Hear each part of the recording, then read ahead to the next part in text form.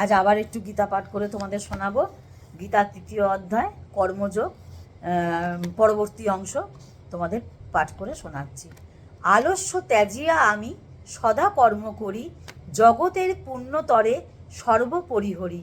সর্বলোকে দেখি মোর হেন আচরণ, সর্বদা আমার পথে করিবে গমন।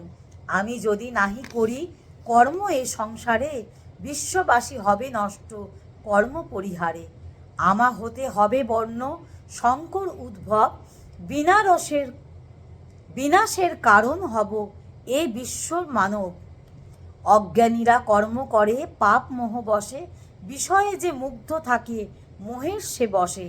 জগতের হেতু কর্ম করে যেই জন, অনাসক্ত বিজ্ঞ সে জানো অর্জুন। আসক্ত কর্মেতে চিত্ত অজ্ঞান সেজন, ভেদ বুদ্ধি কবু নাহি যাইতে কখন।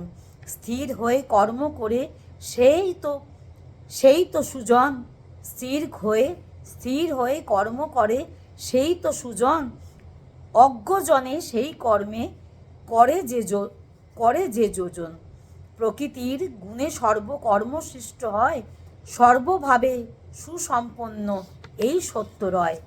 অহংকারে সদামত্ত হয় যেজন, আমি কর্মের কর্তা ভাবে অজ্ঞজন।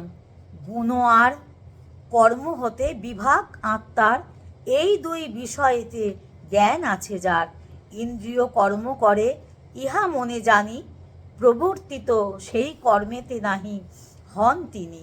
প্রকৃতির গুণে মুগ্ধ মূঢ় অজ্ঞজনে, প্রকৃতির গুণকর্মে বলি নাহি মানে। কিন্তু যেন বহুদর্শী বিজ্ঞ সুদীজন, অজ্ঞজনে বিচলিত না করে কখন। সকলই কর্মের ফল আমাতে অর্পিয়া, নিষ্কাম নির্মল হয়ে যুদ্ধ কর গিয়া। মম বুদ্ধির অনুসারে চলে নিত্য যারা, কর্মের বন্ধন মুক্ত সদা হয় তারা। সদা যারা নিন্দা করে এমতো আমার, অনুষ্ঠান নাহি করে কর্মেতে তাহার। বুদ্ধিহীন অবিবেক অজ্ঞান যেজন, নিরবধি দুঃখে তারা হইবে মগন। আপন প্রকৃতি বশে যত জ্ঞানীজন, সেই রূপে কর্মপার্থ করে প্রাণীগণ। প্রকৃতির অনুসারে চলে জীবগণ, ইন্দ্রিয় নিগৃহ তবে করিবে কেমনে। ইন্দ্রিয়ের তরে এই ইন্দ্রিয় নিচয়, প্রতিবিদ্বেষ যুক্ত বিষয়েতে হয়।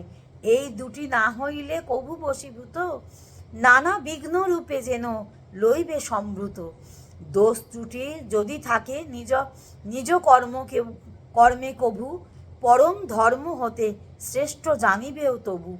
স্বধর্ম পালনে যদি কভু মৃত্যু হয়, সেও ভালো তবু পরধর্ম ভালো নয়।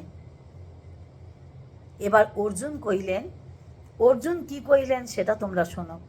পাপ কর্মে কভু যার মন নাহি যায়, তবু তারে পাপ কর্মে কহকে ডুবায়।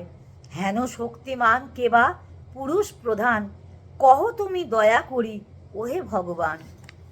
শ্রী ভগবান কইলেন, ইহাকেই কহে কাম অতীব দুর্জয়, বাধা পেলে সেই কাম ক্রোধের উদয়। মোক্ষ পথে কাম শত্রু রূপেতে জানিবে, হে অর্জুন মোর বাক্য বিশ্বাস রাখিবে।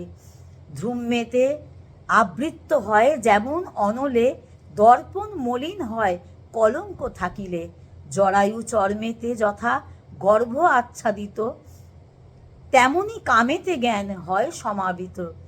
এই কাম মহাশত্রু জ্ঞানীদের তাই, মনে রেখো হে অর্জুন একথা সদাই।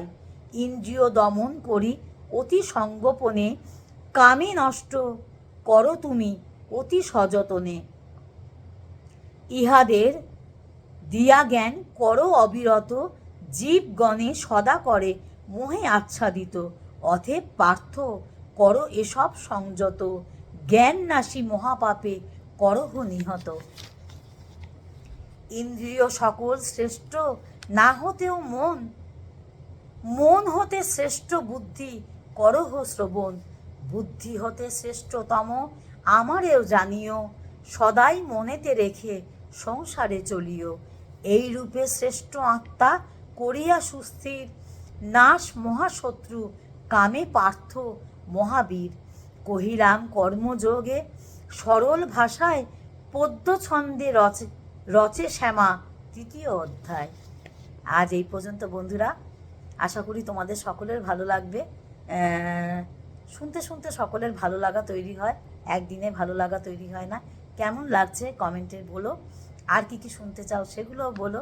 সঙ্গে থাকো, সাথে থাকো, চ্যানেলকে সাপোর্ট করো। ততক্ষণ জয় গুরু, জয় নিতাই, রাধে রাধে।